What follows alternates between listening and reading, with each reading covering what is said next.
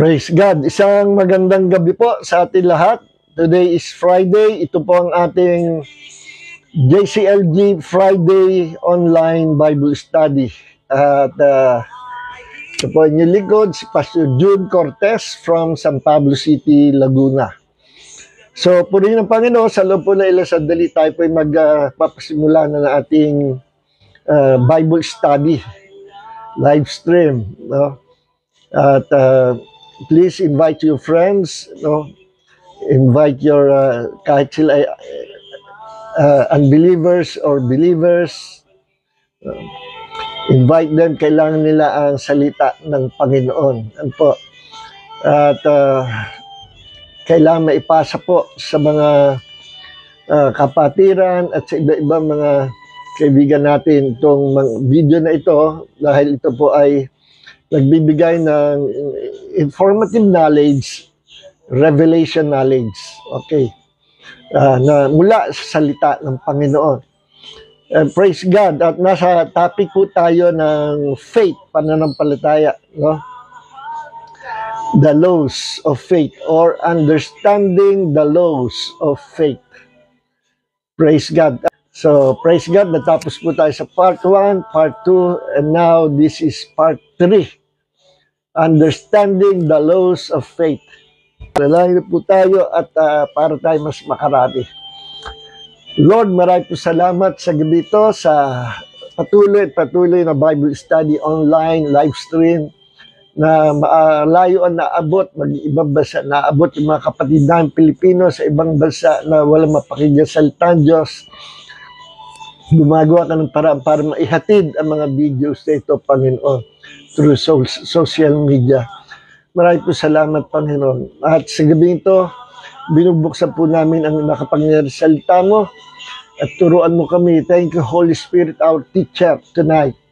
Sa lahat, Panginoon, kami ay pinalalawak mo sa kaalaman, pinalalalim mo sa kapahayagan mo, at pinatatayog mo, Panginoon, sa kapangyarihan ng iyong salita na may impluensya o may epekto sa aming pagkatao. Your word is alive, it is full of power. Thank you, Lord. It has power to heal the sick, it has power to release the blessings of God. Once we declare your promises, Panginoon, it shall come to pass. Maraming po salamat. Thank you, Jesus. Father God, we ask you to anoint us with the fresh anointing of wisdom and revelation for the glory of the name of Jesus. That we magsabi, Amen, Amen, Amen. Okay. Alright. Salamat po dito sa ating kaibigan kay Pastor Luis Baldumaro. By the way, parang birthday ni Pastor Luis Baldumaro. Happy birthday, Pastor Luis Baldumaro. Sana nakikinig ka o nanonood. Paborito po natin ang mga composition niya kasi puro anointed, no? So, kino-convert ko po sa Bible itong ating gadget. Okay.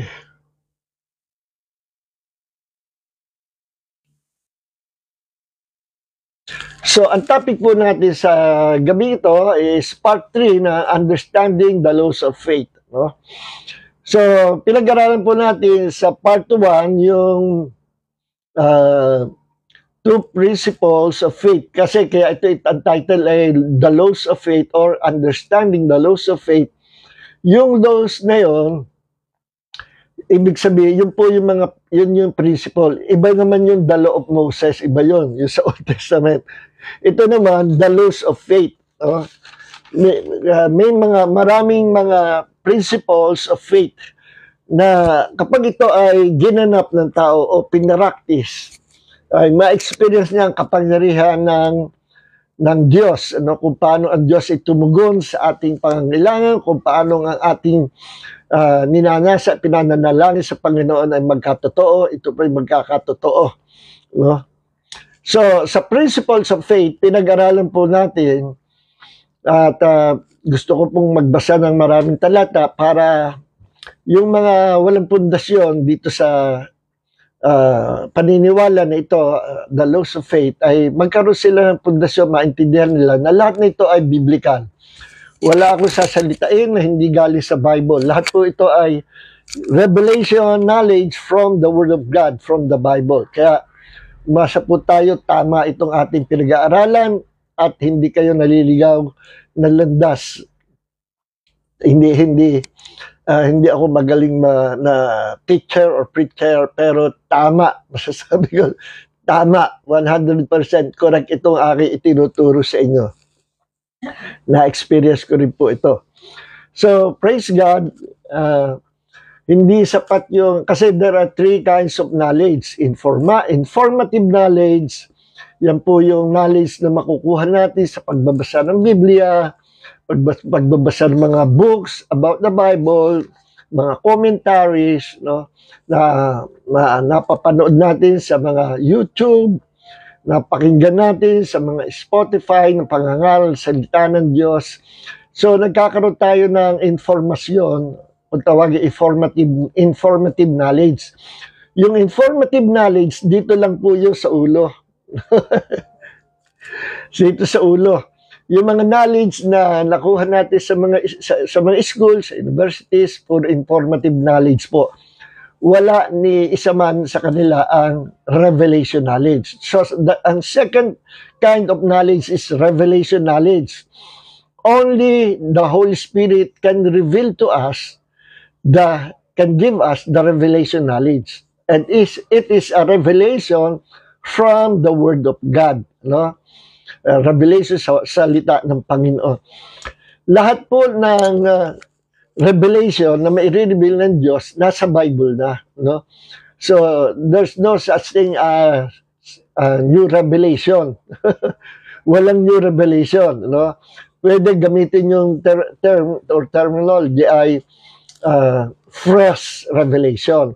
Meaning, yung ini-reveal na ng Diyos sa kanyang salita through the Holy Spirit, sapagkat ang nagre-reveal sa atin ng revelation knowledge from the Word of God is no other than the Holy Spirit. Tanging ang Holy Spirit lang ang pwedeng mag-reveal sa atin o maghayag ng malalim na bagay ng salita ng Diyos.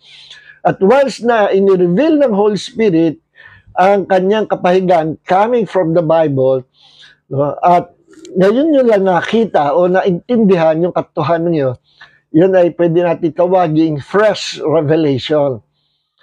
But not new revelation. Kasi nga, ang revelations, lahat nasa Bible na. So, walang new revelation. Pero merong fresh revelation kung ngayon mo lang nakita yun sa salita ng Diyos, no, sa Bible. Fresh revelation. Ang kahalintulad ng fresh revelation ay ang illumination, yung mga salitang illumination. Okay. So, ang illumination, revelation, hindi lang yan sa isip, kundi sa puso.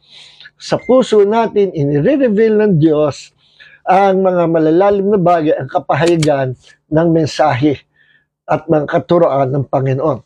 Sa puso natin inire-reveal. At ang tawag dyan ay revelation knowledge or yung popular na tawagin ngayon ay Rema Word of God. Kapag naging buhay sa iyo, at nagkaroon ng impact sa iyo at naliwanagan ka doon sa passage na yun, o sa verse na yun, at naging totoo, naging buhay na waring personal na sinabi sa iyo ng Panginoong Jesus, that is the Rema Word of God or the revealed knowledge of God. So, Rema Word of God is the revealed knowledge of God. So we have intellectual knowledge, yung informative knowledge sa ulo, no? Meron tayong revelation knowledge sa puso. And that revelation knowledge gives us wisdom, no? Kapag pinapractice natin ang revealed knowledge of God, God will give us wisdom. What is wisdom? Wisdom is the ability to use knowledge. Kahit ikaw ay puno ng knowledge, no, napakatalino mong tao, pero wala kang wisdom, lalabas niyan ay para kang mangmang. No?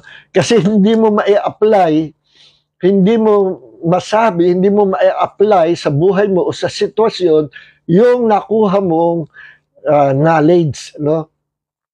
So, ang wisdom ay kung paanong meron kang kakayanan, karunungan na isasagawa mo in perfect time, in perfect place, no? Ang gustong mangyari ng Panginoon, ang revelation ng Panginoon sa iyo na ipinagagawa ng Panginoon, na gustong mag-materialize ng Diyos in perfect time. At nakikita yan through wisdom. No? Kung ikaw may wisdom, nakikita mo yung kabilang ibayo.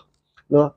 Halimbawa, para bang may pader na nakaharang sa'yo, pero para kang sino yung palabas ng araw?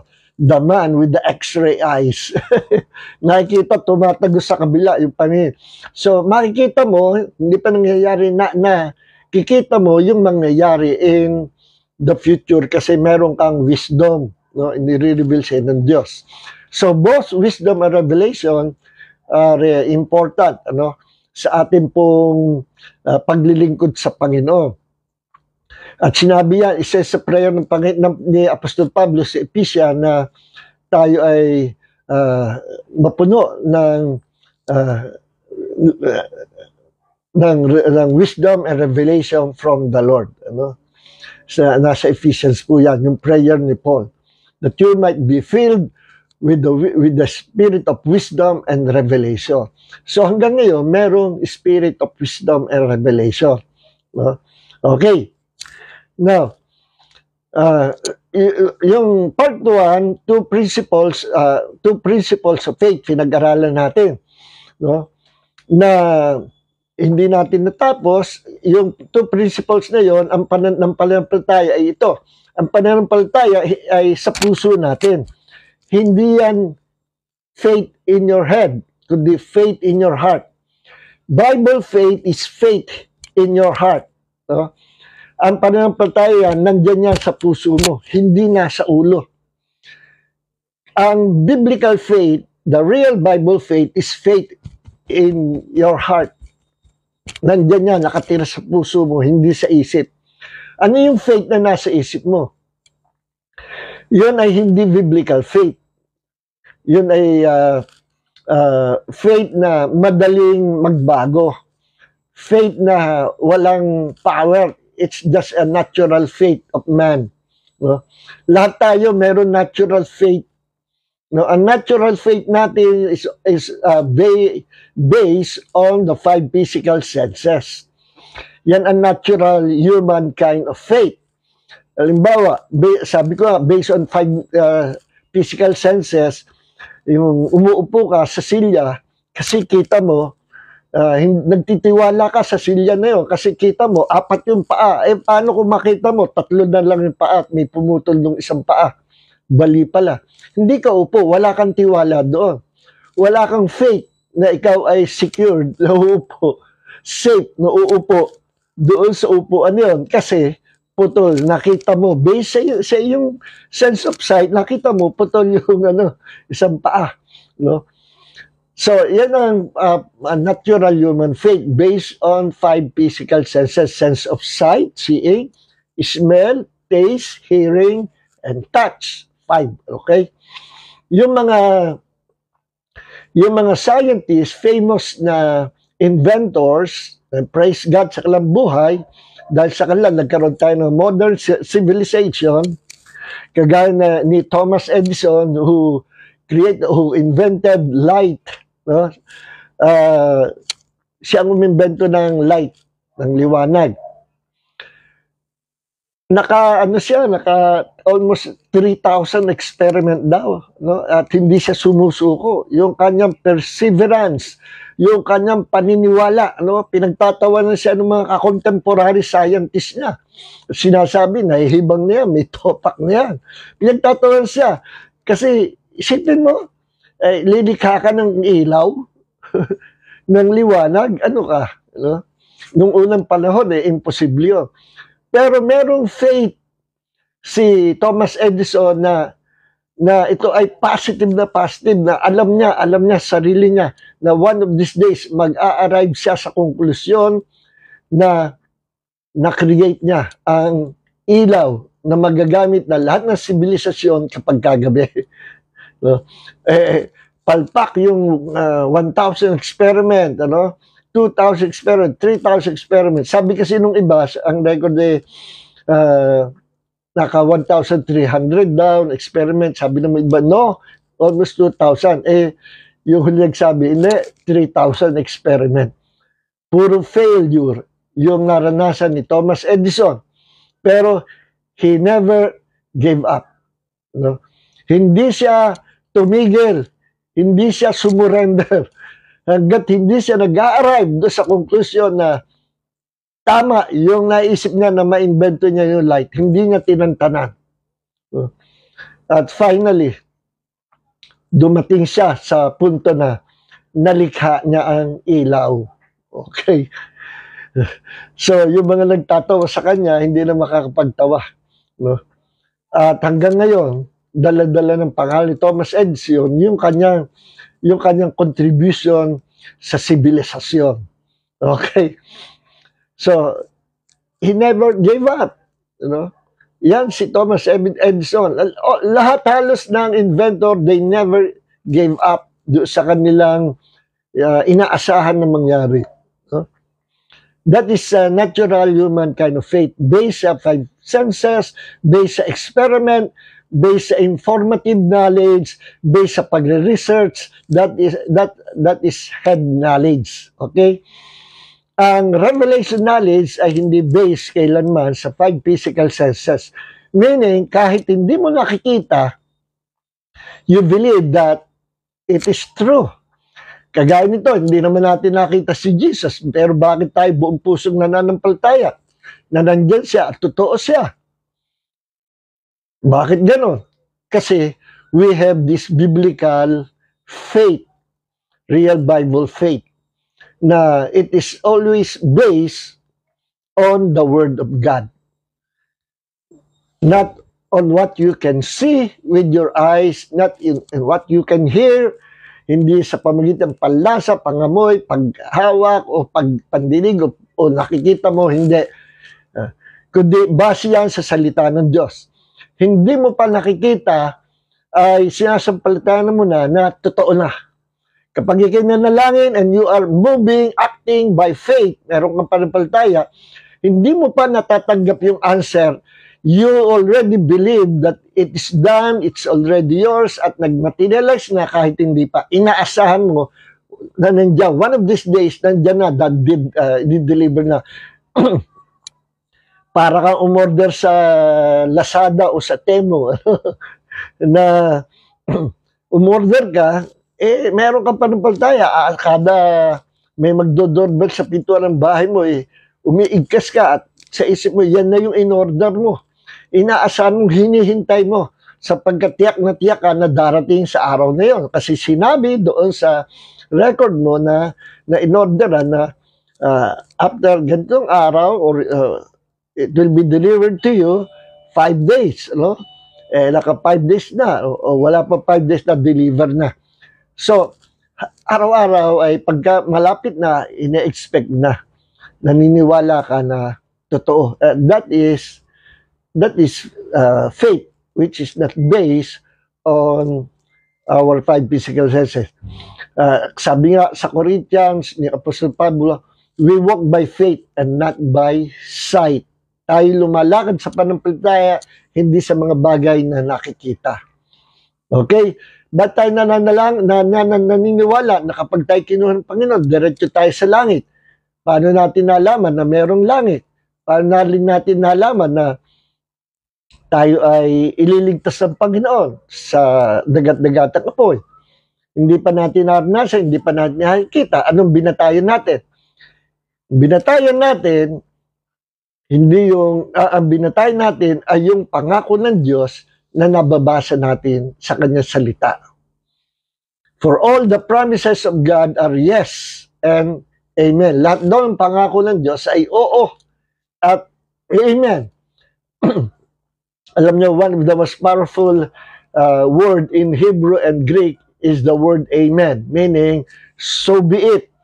mangyayari yan, 100% mangyayari yan. Kapag ikay nakarinig ng magandang salita ng Panginoon at mag-amen ka, amen, meaning, inaangkin mo yung salita ng Diyos and it will transpire in your life. Mangyayari ito sa buhay mo. Okay? That is faith. Faith on the Word of God.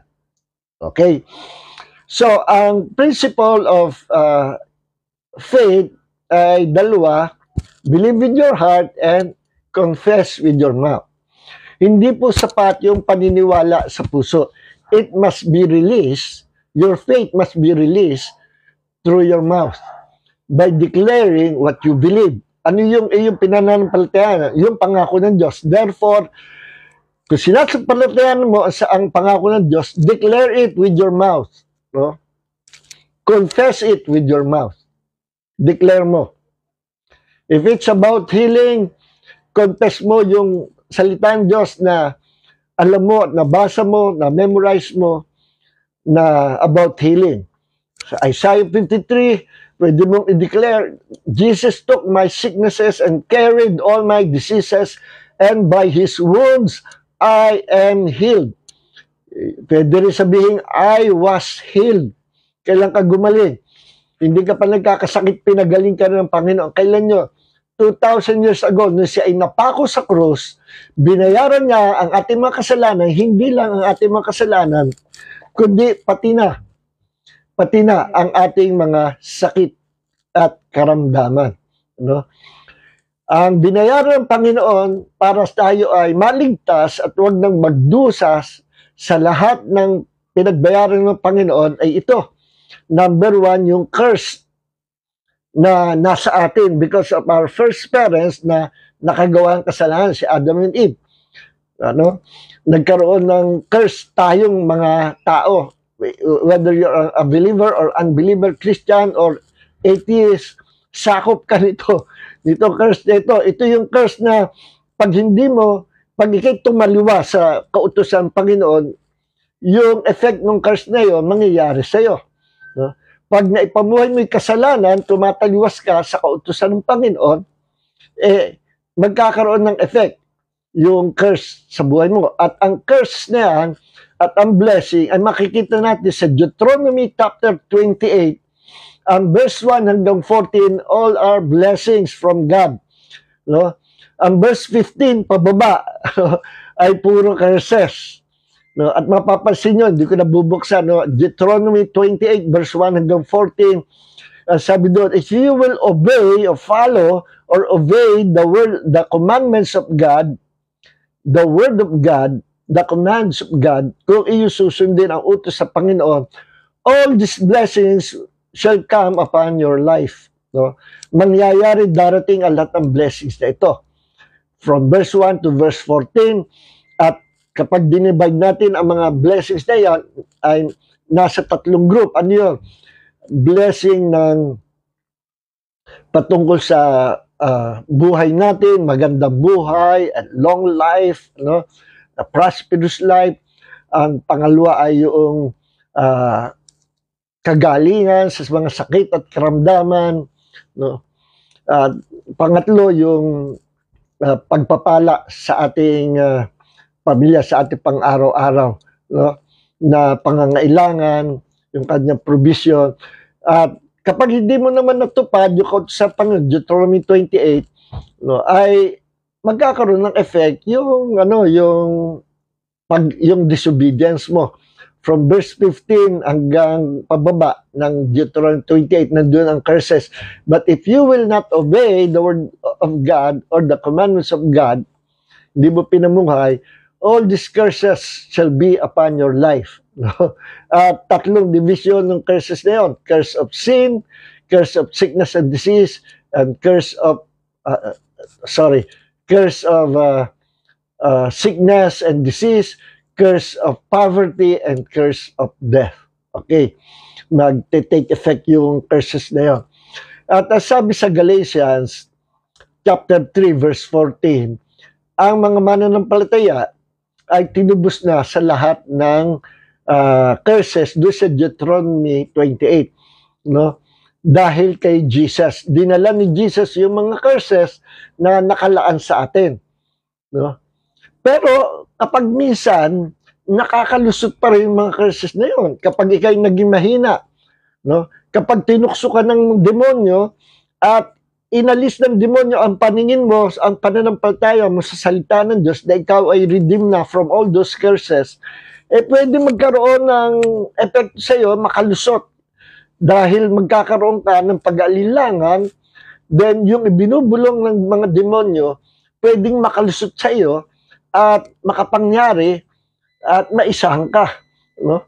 Kaya nilalabanan yan. Dinideclare natin ang pangako ng Diyos that Christ has redeemed us from all the curses of the law. No? At may mga Kristiyan talaga nakaka-experience ng na minsan ay lumulusot. Bunga, number 1, bunga ng pag-alilangan. Pangalawa, bunga ng kasalanan, nakipag-compromise, at pumasok sila sa territory of the devil. So magkakaroon ng access ang mga demonyo to steal, to kill, and to destroy sa buhay mo.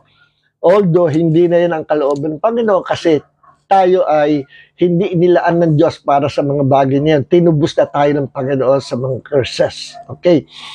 So, ang paglaban sa mga kapangyarihang kadiliman, kapag nagtatanim ng pag-alilangan, kapag hinahadlangan ang blessings ng Panginoon sa atin, at tubos na tayo sa mga curses, tayo mga Kristiyano, pero minsan nagkakaroon ng epekto sa atin, no? Kakasakit at kung ano-ano, naghihirap ang buhay, it's about time to fight the good fight of faith at tinuruan tayo ng Panginoon na magamit din itong principle of faith na yun, na ito, faith in your heart and confessing with your mouth. No? Sa kaligtasan, nandiyan sa Romans chapter 10, verse 9 hanggang 10, sabi, if you will believe that Jesus Christ is Lord, or if you will believe that Jesus Christ is God or Yahweh, Lord, no? Kurios or Yahweh. No? Kung ikaw yung mananampalataya sa impuso na si Jesus,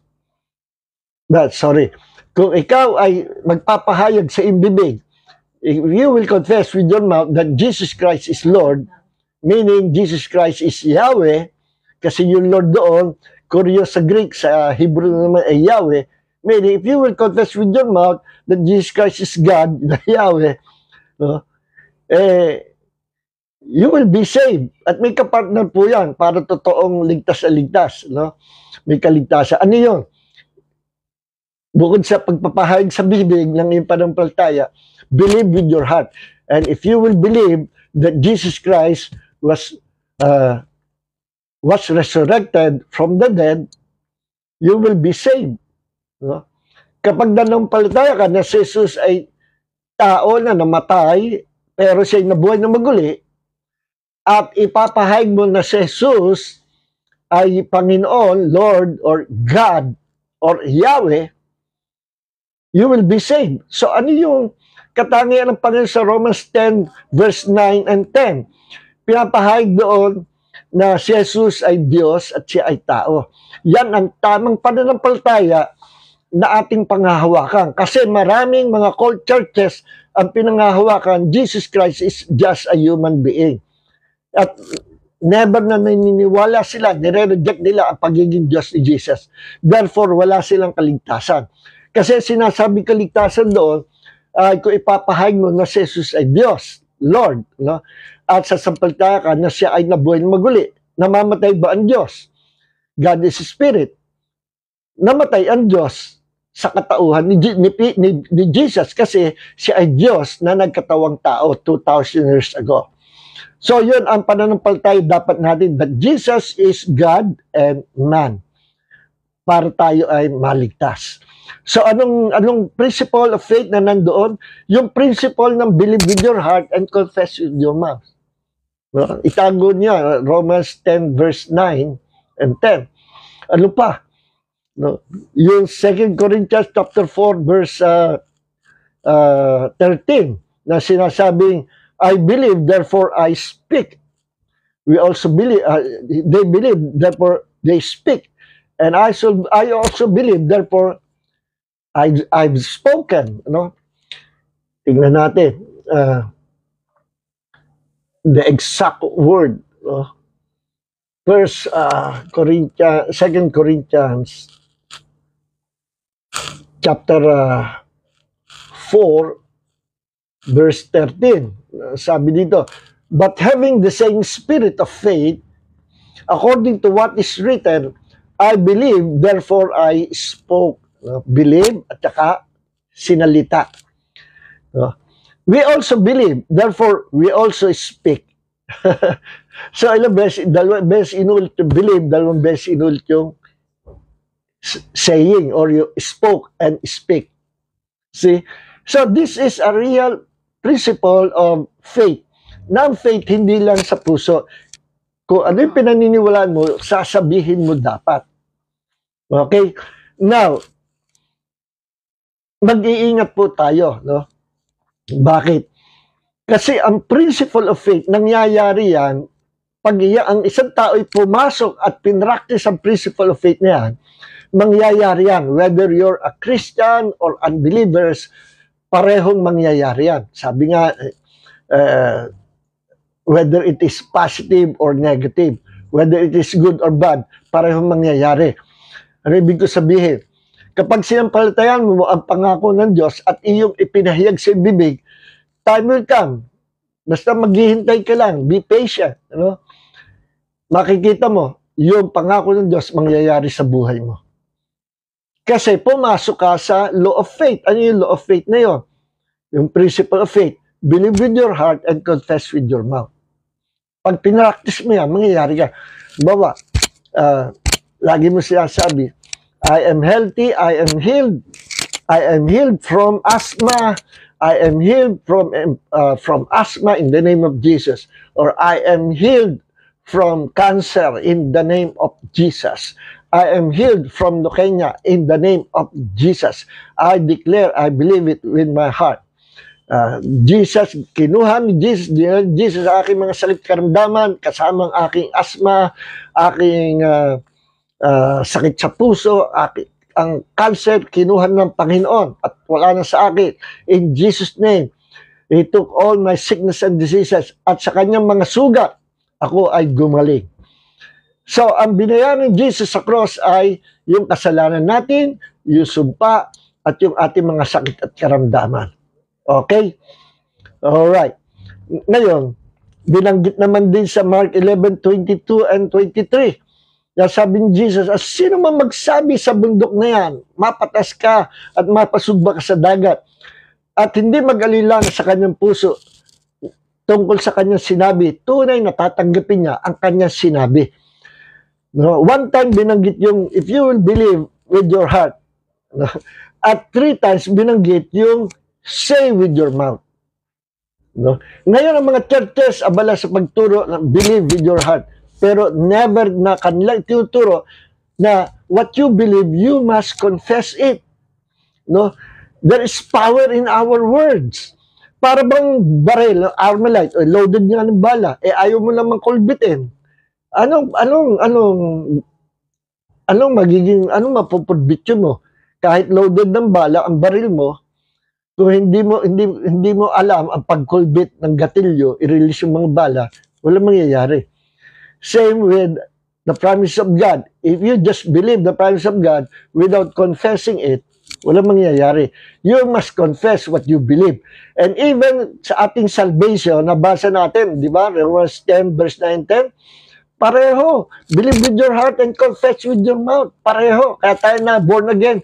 Nanampalataya tayo kay Jesus that siya ay Diyos at namatay para sa ating mga kasalanan. At pinahayag natin na mula ngayon, Lord, ikaw ng aking Panginoon, ang aking Diyos at tagapagligtas. See?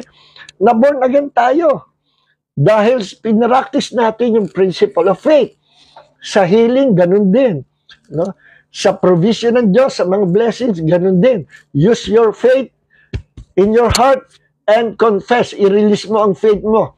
Faith will be released by confessing what you believe. Okay. Now, nandiyan sa Mark 22 verse 23. Kaya, payo ng Panginoon sa Joel 3:10, tandaan Joel 3:10, let the weak say, I am strong. Ang mahina ay magsabing ako'y malakas. Kokontrahin nyo yung hindi nyo gusto na nararamdaman nyo. Kontrahin nyo ng salita ng Diyos. The Word of God is always positive. Sabi ng Panginoon, sabi ni Apostol Pablo sa kanyang sulat, the Lord, sabi doon ay, binibigyan tayo ng Panginoon kalakasan. I forgot the verse, no? He strengthened us. The Lord is strengthening us, no? And we can do all things through Christ who strengthen us. Okay? Pinapakonfess atin yung, gusto ng Panginoon i-declare, ipahayag natin sa ating bibig, na siya ang ating kalakasan. Joel 3:10, let the weak say, I am strong. Kaya ano nangyayari doon sa iba? Let the more, yung mahina ka na, kinokonfess mo pang mahina ka na. At lalo kang tahina. Okay? Tingnan natin yung, alam niyo ba yung Moses generation, hindi po sila nakapasok sa promised land. Bakit? Kasi puro doubt sila, puro unbelief, puro complain, murmuring, complaining, unbelief, doubt, at sinisisi nila ang Diyos, sinisisi nila si Moses na bakit sila dinala sa wilderness, sa disyerto, sila ay on their way to the promised land. Wala silang patience. Nagre-reklamo sila laging, Moses, nasaan ang pagkain? Nasaan ang tubig? Ano? Sasabihin pa nila, puro negative, wala silang dineclare na positive. Hindi sila marunong magpasalamat. Puro sinasabi nila, dinala ba kami dito ni Yahweh, ng Diyos, dito sa disyerto, para mamatay lang? Ano ba, Moses? Ibalik mo na kami sa Egypt. Mas gusto namin yung pagkaalipin sa Egypt. At nagalit na ang Panginoon. Nawala na ng patience ang Panginoon. Ibig sabihin, ang Panginoon ay may hangganan din. Ano? Full of grace and mercy, siya ay, God is patient, pero may hangganan din. At sa Numbers chapter 14 pala, 14 verse 28, sabi ng Panginoon, Moses, halika. Sabi ng Panginoon, ano siya sabi ng mga Hebrew people, ng mga Israelites on their way to the promised land? Hindi kami makakapasok diyan. On our way to the promised land, patay na kami lahat. Nagugutom kami. Ano ba? Dinala ba kami ng Diyos mo dito para mamatay lang? Laging ganon. Mga walang pananampalataya. No? Ang tagas na nagtiis ang Panginoon for 40 years, tiniis silang Panginoon. Bandang huli, ito sabi ng Panginoon, Moses, eto, verse, dito muna tayo, sa 26. The Lord spoke to Moses and Aaron again, saying, nagsalita ang Panginoon kay Moses at kay Aaron, how long shall I put up with the evil congregation? Mga kapatid, basahin natin sa Tagalog, para hindi ko natatagalugi sa inyo.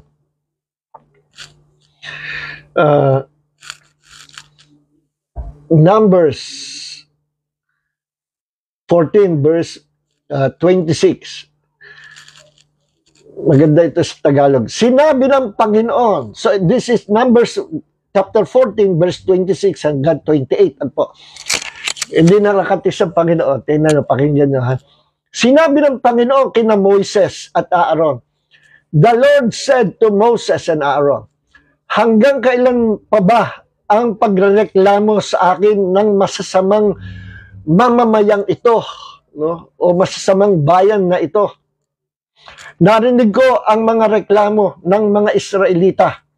Verse 28. Kaya sabihin mo ito sa kanila, ako ang Panginoon na buhay, ay sumusumpa na gagawin ko sa inyo ang inyong hinihiling.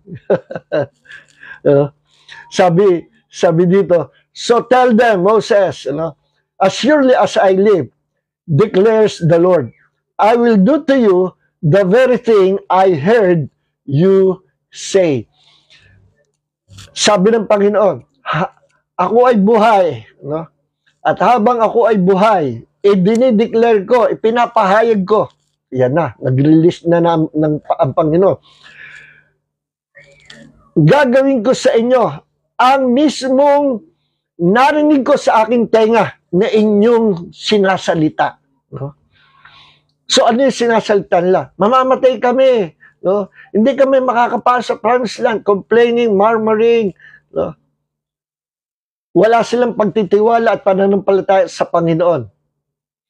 Kaya, ito, sinabi ng Diyos ang mangyayari. Mangyayari yung kanilang sinabi. So, mga minamahal, be careful. No?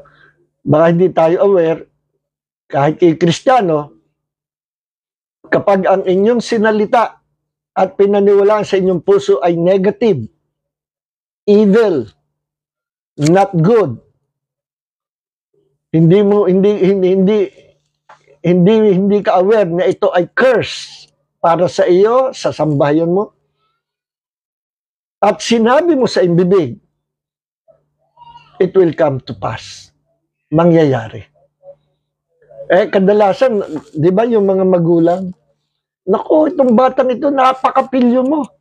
Lumalaki ka, nasalbahe ka, ang pilyo-pilyo mo. Ewan ko, pag hindi ako nakati sa iyo, ibibiting kita sa sako. No? Yung ugali mong yan, ang tamad-tamad mo, wala kang mararating. No? Kahit anong kursong kunin mo, wala kang mararating. Nako, mga kapatid, those are cursing words. Pumasok ka sa principle of faith, kaya lang hindi blessing, hindi promises of God ang kinonfess mo, kundi curses sa iyong mga anak. No?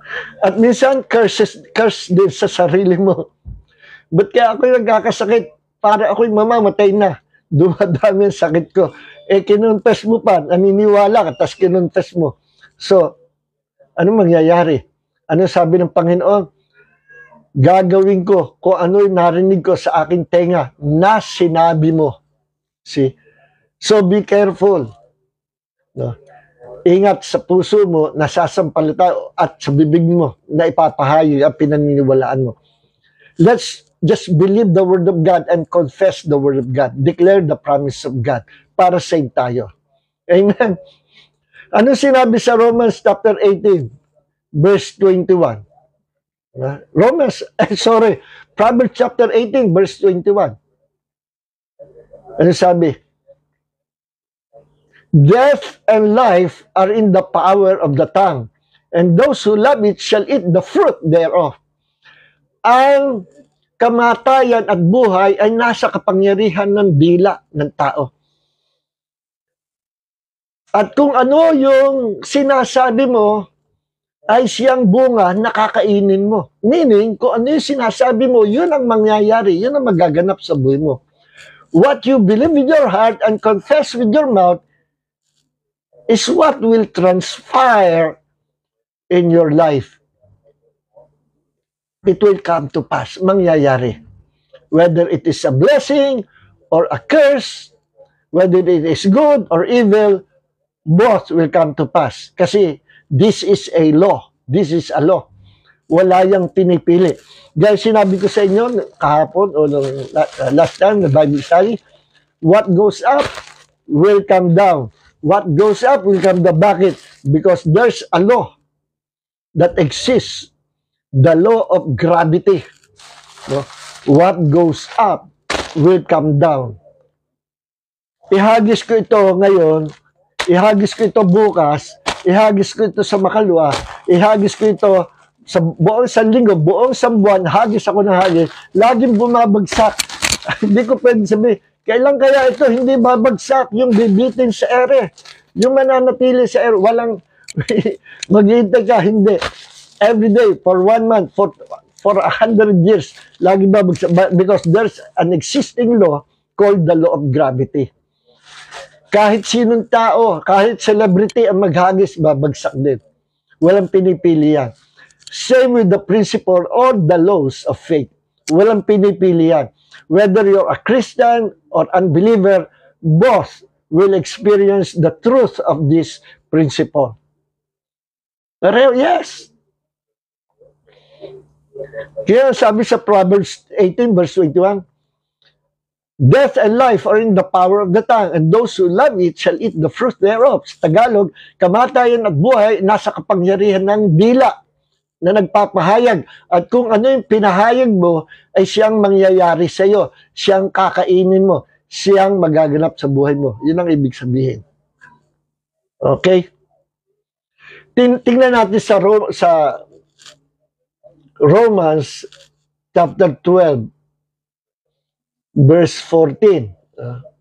12:14. Tingnan nyo sabi dito. Bless those who persecute you. Bless and do not curse. Ano sabi? Pagpalain nyo yung mga taong umuusig sa inyo. Pagpalain nyo sila at huwag nyo susumpain. Kita nyo ang ating napakabuting Diyos, ang itinuturo sa atin, puro kabutihan. Sinasalbahe ka na nga, nung umuusig sa'yo, i-bless mo pa. Yes. Kasi ganun ang Diyos. Kahit salbahe tayo, binibless pa rin tayo. Hindi naman i-bless tayo at gagawa ng paraan ng Diyos to bless us. Because the God whom we serve is the God of blessing. At tinuturo sa atin na nagayahin natin ang Diyos, pagpalain mo yung mga masamang tao, pagpalain mo yung umuusig sa iyo. Pagpalain mo sila at huwag mong susumpain. Paano ba nagbe-bless na sinasabi dito? Paano inirelease ang blessing? Through your words. Through the mouth. Nire-release mo ang blessing. Di ba lagi sinasabi natin, sige, friend, God bless you. Oh. Paano binibless sila? Hindi sa pagkaway, ang pag-release, sa pagsasabi, God bless you, kapatid. God bless you more. No? Nag-release ka ng blessing sa kanila by using words. Hindi pwede sign language. Hindi pwede. Use words. Because there is power in our words. Yes. Whether you're a Christian or atheist, there is power in your words. Walang exempted dyan. Part yan ng law of faith. Okay? At kung totoo ang blessing, totoo rin ang curse. Kasi sabi dito, bless and do not curse. Kung hindi totoo na ang tao ay tatanggap ng blessing and curses by using words, bakit pa sasabihin dito ng Panginoon? Bakit tinuturo sa atin ng Panginoon na pagpalain mo sila, huwag mo susumpain? Bakit? Ano ibig sabihin? Hindi naman pala totoo. Bakit tuturo pa sa atin Panginoon? Kaso nga, totoo kasi. Kaya binilinan tayo ng Diyos, pagpalain mo sila, huwag mong susumpain. See? Huwag mo susumpain. Pagpalain mo sila. Pakainin mo ang iyong kaaway. I-bless mo yung umuusig sa'yo. Huwag mo sila susumpain. Gayahin nyo ako. See? Kung hindi totoo yung pag-release ng blessing and curses, ituturo pa ba sa ating Panginoon? Sasabihin pa ba dito sa verse 14 ng Romans chapter 12? Hindi na, kasi hindi naman pala totoo. Bakit ibinili ng Panginoon? Kasi nga, totoo. See? Kaya, yung isang kausap ko, na-i-testify ko na ito sa inyo. Yung asawa ng kaibigan kong pastor sa New Jersey, no, okay nandoon, nagkakilala kami ng pastor na yun, bumisita sa bahay ng kapatiran, members of our church, kilala rin niya pala yung asawa ng kaibigan ko. Pinatawag ako, Pastor Jun, nandito yung wife ni Pastor Jun Agaran, punta ka, kwento tayo. Okay, punta naman ako. Pagdating doon, nagkwentuhan, nabanggit ko yung power of words, yung pananampalataya at kapangyarihan ng salita, no? Naku, Pastor Jun, totoo yan, ngayon ko lang naintindihan. Ang alin. At talaga sa mukha niya talagang gilala siya. Tama po yan, sinabi niyo. Ngayon ko lang naintindihan. Ang alin. Yung malayo namin kamag-anak. ang lahi nila, kapag nanganak, lumalaki, malabo ang mata, hanggang sa nabubulag. Lahi sila ng nabubulag. No? Merong pinanganak, bulag na. Meron naman, habang lumalaki, lumalabo ang mata, hanggang sa mabulag. Lahi sila ng nabubulag. At kinuwento daw, nung ninuno nila, na nung meron silang great-great-grandfather na nung bata pa, kalaro-laro, yung mga pinsan, pumasok sa kwarto, lumabas yung mga kalaro, naiwan yung pinsan na yon. Yung lalaking maliit na yung bata na yon. At nung lumabas, siya yung nahuli. May nawalang gamit. At nung nawalang gamit, ay inimbestiga, sino ba yung huli lumabas? Ayun, yung pinsan nila. Pinatutugan nilang pilit. Ibalik mo na yung yung kinuha mo. Bakit ako? Ikaw yung huling lumabas. Nandoon pa yun nung nandoon ka. Tapos nawala. Nung lumabas ka na, nawala na. Sabi niya, sumpaman, hindi ako. Kahit sumpaman, lahi namin. Sabi niya, kahit mabulag na yung lahi namin, sinabi na. Kahit daw mabulag yung lahi nila. Yung pala naman, siya talaga ang kumuha. Kines niya yung future generation na. By using words. Kahit daw mabulag yung lahi niya. Nako, ipinahamak yung lahi niya. Siya yung authority figure ng coming generation. Yung magmumula sa kanya, siya yung great-great-grandfather na authority figure. Kapag ikay authority figure, binigyan ka ng Diyos ng karapatan na papangyarihin yung blessings at curses. No? Kung nangyayari yan sa hindi authority figure, how much more kung ikaw ay authority figure? Ang tinatawag na authority figure, yung magulang sa anak. Ang authority figure, yung magulang. Yung teacher sa mga estudyante, authority figure, teacher. Sino authority figure ng teacher? Yung principal. Sino authority figure ng principal? Yung may-ari ng school. Sino authority figure ng private soldier? Yung kanyang lieutenant. Sinong authority figure lieutenant? Yung kanyang captain. Sino authority figure ng captain? Yung kanyang major. Sino authority figure na? Yung kanyang general. At sino authority figure ng general? Yung mas mataas sa kanya. Sinong authority figure ng buong sandatahan ng bansang Pilipinas? Authority figure ay ang presidente ng Pilipinas. Kaya ang presidente ng Pilipinas mayroong power to release blessings and curses sa ating bansa. Okay? Ang magulang may authority o mayroong higit na kapangyarihan to release blessings and curses sa kanyang mga anak. See? Kung ito'y totoo sa lahat ng tao, walang pinipili. How much more if you are the authority figure? Kaya kung ikay tatay, ilayhas mo yung mga anak mo, i-bless mo. No, huwag mong pagagalitan na sisisihin na ang bobo mo, ang baba na naman ang grade mo. No, puro itlog. No, speak positive words, words of blessing. You know what? Even Jesus is always positive. No? Always positive. The God of the Bible is always positive.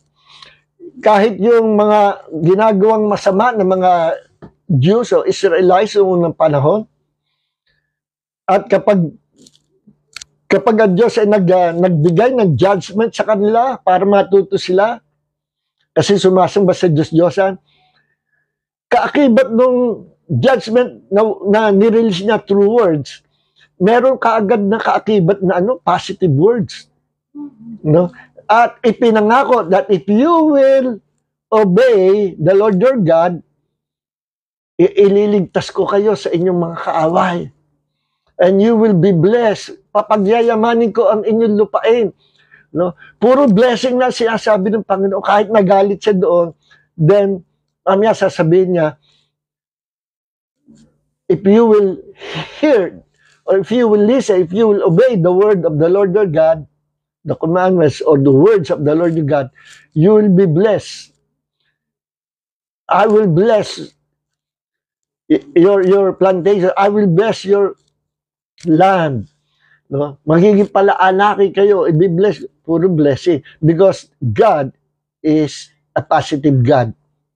Because our faith that comes from God is also positive faith. See?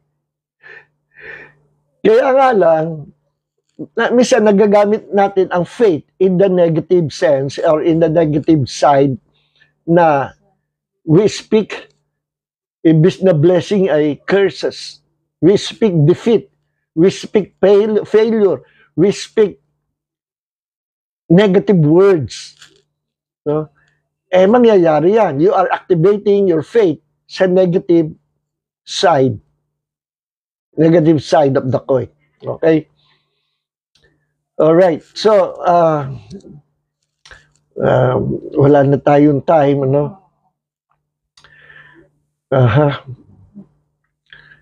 Isa sa yung didiscuss ko na importante, the 12 spies, next week ko tatalakayin. Okay? So, ano yung dapat mong, ang tanong, ano yung dapat mong salitain? Ngayong alam mo na, araw-araw, pamula umaga hanggang gabi, speak positive words, speak the word of God. No? Alam nyo ba, itong laws of faith na ito, ay ginaya ng mga kulto. Ginaya ito ng New Age. Yes. Ginaya ito ng mga Christian Science. Meron din silang teaching about positive words. Confession of positive words. Meron din sila. No? Kaya ang problem doon sa iba na hindi alam ang teaching nito that is really scriptural, pag teka muna, parang narinig ko na yun sa New Age. Parang kahawig yan ng Christian Science. Hindi po. Sa New Age, meron silang positive words or declaring or confessing positive words kung ano yung gusto nila i-confess. I declare, I confess, magiging dalawa ang asawa ko. I confess, ako yayaman, pinakamayaman. At ako ay magkakaroon ng sports car at BMW na kotse. At ako ay, kung ano yung gusto nila i-confess, no holds bar. At sinasabi nila, do it and enjoy life. No? Pero hindi po yan ang confession principle of faith. Ang principle of confession of faith is confessing what the Word of God said in the Bible. Huwag kang lalabas doon sa perimeter of God's promises. No? Kasi pag lumabas ka doon, mapapasama ka. Ang magiging desire ng puso mo at confess mo ay hindi galing sa Panginoon. No? Huwag kang lalabas doon. Para ma-practice mo ang believe and confessing the promise of God, read the whole Bible. At kung gusto nyo, guhitan nyo yung mga promises of God. Sabi nung iba, there are more than 1,000 promises of God in the Bible. Sabi naman ng iba, no, there are more than 3,000 promises of God para sa atin. Kung gaano man karami yun, let's open our Bible. Merong mga books kasing lumalabas na puro promise of God, nandoon ang promise of God. Hindi mo na hanapin sa Bible, nandoon na. No? Nandoon na. So, hanggang dito na mga minamahal, ano? Sabi nga sa Joel 3:10, let the weak say, I am strong. Because God wants us to confess positive words, the words of blessing, confessing the promises of God. Because the God whom we serve is a positive God. The faith that comes from God is a positive faith. And listen, Jesus, when he became a man, he always confessed the promises of God. He always confessed positive words. Words of blessing. No? Nung namatay si Lazarus, no? Nung namatay si Lazarus, pumunta siya sa bahay, inatawag siya. Yung mga tao, puro negative, no? Wala na, patay na, wala na talaga. Nag-iiyakan yung mga tao at sino ba, si Martha ba o si Mary? Sabi, Lord, kung ikaw sana'y dumating, hindi mangyayari ito, hindi mamamatay aking kapatid. Sabi ni Jesus, hindi. Huwag mo sabihin niya, ako ipaparapis natin. Huwag mo sabihin yan. Kaya talaga ako'y na-late, sinadya ko, para mahayag ang kapangyarihan, ang kaluwalhatian ng Diyos. Patay na ang kapatid namin. Siya'y natutulog lamang. At yung mga tao natawa. Nung sinabi ni Jesus, siya'y natutulog lamang. Natawa. Bakit? Talagang totoong patay na ano sinalita ni Jesus? A positive word. That Lazarus will come back to life. That is positive. Why? Because Jesus is a positive man, a positive God, with positive words. And even the cross of Jesus is a positive sign. Kaya sabi ng mga iglesia ni Manalo, nako, alam mo ba ang cross ay bitayan nung unang panahon, kaya pag naglagay ka ng kwintas na cross, ang kwintas mo ay parang kagaya ng silya electrica, nagkwintas ka ng bitayan. Noon yon.